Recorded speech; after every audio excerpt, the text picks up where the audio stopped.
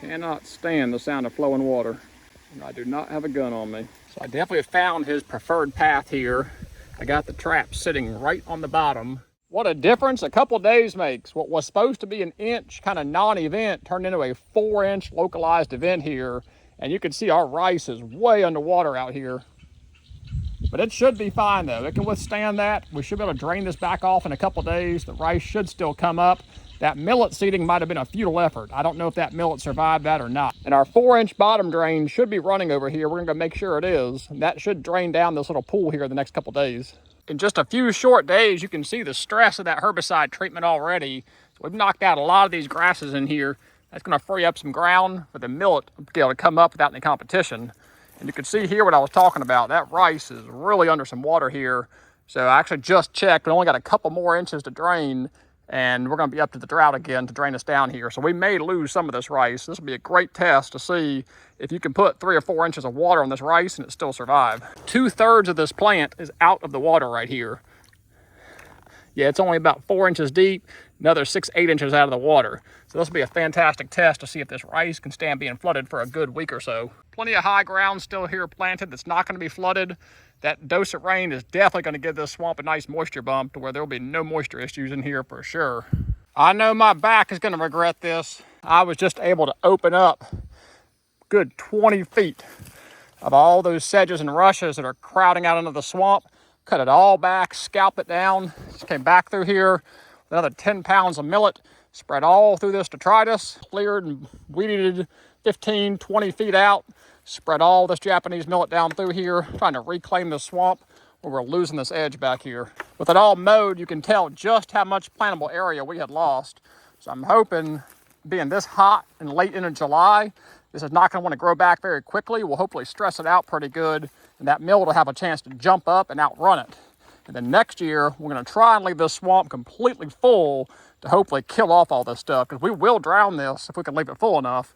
Just the drought got us this year. We're going to have a lot of food in here, even with the bumped water level, and I'm very happy about reclaiming this area over here, one step at a time. It took about an hour to mow that. My back was starting to give out on me. It could probably use another hour worth of work, but for now, that's going to have to be good.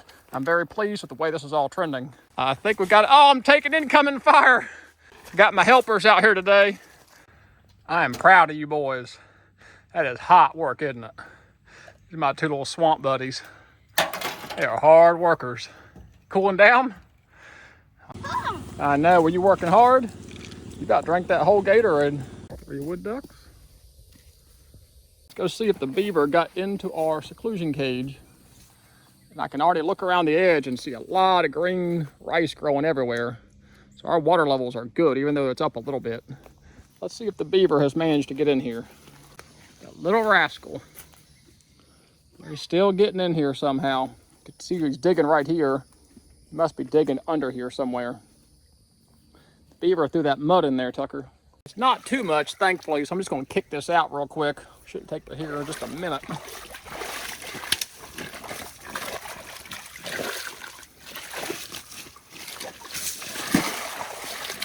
People in the comments are talking about not killing the beavers and working with them. This is the only problem. I have taken a few out of here, but unless you get them all and have the perfect tightened system, you're going to be battling them constantly. When you're trying to grow crops, it can be kind of a pain to have to come clear this thing after every rainfall. I found where he's coming in. Man, that would be an easy trap. He has pushed through this wire here. I don't know if it rusted out or he chewed it out. You put a conibear right here, that's lights out the first night. I do not have a trap with me. That's exactly where he's coming through. So I'm gonna block that off to slow him down, but I may come back and trap this. But we're still good. Even if we didn't dig this out, there's plenty of rice up there still happy. I'm just trying to stay ahead of him here. Putting my high C boots to work here. This is why I need really tough rubber lug soles, because I am kicking these sharp beaver cuts here. That's why I go through boots and I tear them up and I am hard on them. So far, these high C's are working. I pulled this wire up and twisted it into itself and put a bunch of sticks here to slow him down. But I'm probably gonna have to trap him out. Big ripples right by the lodge entrance. Got that water flowing, I don't think they can stand it. This is all part of the process. Checking water levels after heavy rainfall. Oh, there's the beaver right there. Look straight out, Tucker. If I had brought my gun down here, we'd pop a beaver. They just can't stand the sound of flowing water. Oh my gosh. You see him? He got a big bubble. He's got big bubbles. Tucker is seeing his first beaver. Cannot stand the sound of flowing water. And I do not have a gun on me.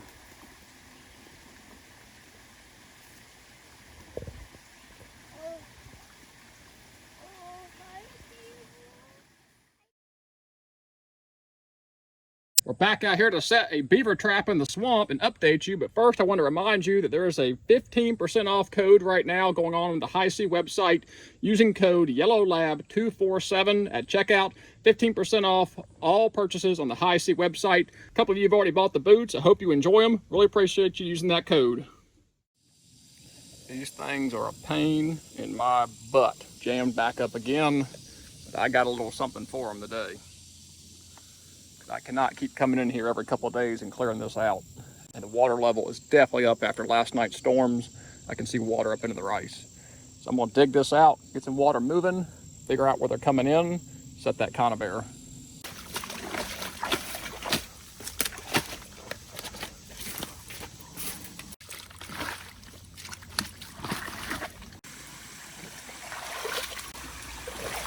Poking around here, and there's a really deep transition hole right here. He's coming up right through here. So I'm gonna put a dive stick right here and kind of create a little funnel here.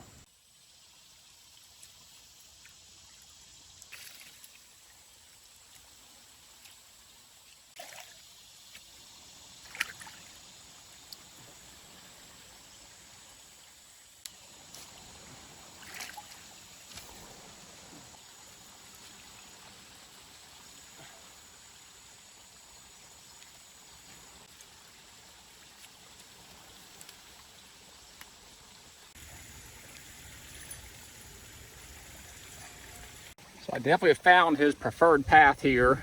I got the trap sitting right on the bottom, right in this deepest little channel I found. And I've got it secured with these two big heavy sticks pushed deep into the mud. Got a little bit of a funnel here, and I put what they call a dive stick. So as he swims in here, he'll have to dip underwater, and hopefully he'll stay underwater through that trap, because he's been jamming it up back here. See, they've not been damming it up out here, so he should swim this full length through here to check it out and start damming it up. I should be able to catch him. Last thing to do is take the safeties off. One has already fallen off. Pull them up out of the way so they don't spring back into place quite so easy. So that is a live set 330 conibear on a beaver run here, trying to get him on this dam breach. And I'm gonna go ahead and add this second dive stick on the back side, just in case he's getting through somewhere else and he comes from this approach. Either direction he comes, he'll be forced to dip down in there. Hopefully finds that conibear. Got our trap set. Hopefully we'll catch a beaver tonight. I will probably be able to come back down here and check that tomorrow. But before we leave out, let's go take a look at this rice 1 month after planting. Along this bank here, we didn't plant, we ran out of rice, but we do have some volunteer coming in from last year, which is great. So we will have some rice along this bank. Where the water level is elevated with all these storms, this rice has no problem growing out here. And something is actually in here grazing this rice. I don't know if that's deer, muskrats, beavers, or what, but something is grazing the rice, which is pretty interesting. I've not seen that before. This is about the 3rd year we planted it, so maybe the critters are starting to learn that this is tasty food. And you can see this rice is really liking all this wet, soupy hydric soil. You can actually see the rice still sitting right there on the surface. That rice was very happy being water seeded. Then we pulled the water back off of it within a day or so. Does water level up, you can see just how much rice is in here and kind of the extent of the planting here, because everything you see green, that is the agricultural rice coming up and growing. It is very happy standing in this really warm, rich 2-3 inches of water. There's plenty of stalk out of the ground. So far, this elevated water level is no problem for this rice. Now that we got the dam breach down there, the water should start coming back off of it a little bit more, and hopefully we'll trap that beaver out. Even the areas that are not underwater look about the same, but I am noticing this grazing pressure. What also looks maybe a bug in here. A lot of little holes, little tears. So I may have something in here eating my rice. That would be a twist to the story. I've never had anything eat the rice. all the way up into this buckbrush tag alder here. Same thing, got a lot of rice in here, but we have got something damaging the tips. So drop a comment below, let me know what you think that is, because it's not like it's just little lines or maybe a deer went through. A lot of this rice is kind of torn and ripped off and looks damaged. It almost looks like bugs. So drop a comment, let me know your thoughts on that. Hopefully that doesn't impact us, because we've got a lot of rice up here. I would just hate at this point for all the work to put into this thing for a bug to come in here and eat the rice out. So I don't know much about rice farming. So you rice guys or farmers, drop a comment, let me know your thoughts on that. Hopefully it's just a little bit of stress or pressure and we'll get right on through it and get past it. And this seems to be working out just like I hoped, where I mowed and cut back this edge 15, 20 feet and then broadcasted millet into it. When I look down in here, this is all Japanese millet starting to come back up through all this cut detritus. This otherwise would have been really shaded out with too much competition and we couldn't plant this area. So I am glad I put that effort in, because now it does look like we added a good 20-foot swath of Japanese millet to the swamp. As I walk around, it appears to be the case in a lot of different areas. That millet finding its way down through here came right up with this rainfall. Some areas are a little thicker than others, where the thatch was thinner. But I do think we're gonna get us a stand of Japanese millet in here. And we have a carpet of rice over here. I'm really looking forward to seeing how this plays out. This is really wet, moist soil from all the rain, but it is not underwater like the other swamp. And this rice is just as happy, and I'm not seeing the clipping off in here like I see at the other swamp. So I don't know if there's bugs down there or what, but this rice looks much happier. You can see almost exactly where I sprayed, where it killed off all this grass down here. And what that has allowed with the grass being killed off, it allowed that millet overseeding to start coming up in here, so there'll be a lot less competition. You can see that millet popping up right in all that dead grass. So I think what we did was certainly worth the effort, getting this cut back, open up some sunlight, do the spraying, and do that millet overseeding. And this water level definitely dropped back off like I thought it might. There's a tow leak in this dam, and we've got an open drain over here, and the water drained back off of it, no problem. So all this got a nice deep soaking. The water came back off of it, and it seems to be responding really well to it. There is a lot of grass and sedge and weeds in here, but in amongst that is all the rice, and it's looking really good. I'm hoping it outcompetes all this grass. Another little area where I can tell we've killed off all the competition, and the Japanese millet's coming right up. Otherwise, would not have had any food in here, so I'm really happy with what we're seeing here. And next year, what I'll try to do is keep this pond full all the way through spring to help kill off all these sedges and rushes that we cut here. If we get enough water over top of it, they just won't be able to come out of dormancy and they'll die off. So we'll see how it looks next year. Might need to do a little more spraying, might need to do a little bit more mowing, but we are definitely reclaiming some good sized areas of the swamp. I like to make sure to pick up these guys when I see them. Sometimes they fall in the water and you can't find them. And out here is where we touched up with the Japanese millet. And it would appear we got really good coverage and germination. That's all the little tiny green sprigs you see scattered throughout here. We do have some weeds and grasses coming up, but there is a lot of Japanese millet popping up all through here. So that little bit of touch up will help flush out this whole area. You can see that transition line from the seeded Japanese millet over to the much more mature rice that we planted about three and a half weeks ago. So I think we're gonna have us some food in here. I will keep updating you guys along the way. I know you like the updates. I will keep updating you to the best of my ability. If you haven't shared the channel with other people, share it with friends. I keep getting told, I wish I'd have found your channel sooner, or man, I just found your channel. I always love to hear that, but it reminds me there's other people like us out there that enjoy this stuff. So if you've got friends, peers, share it with them. You never know, they might enjoy it. But until the next video, I really appreciate you guys watching. God bless. Take care.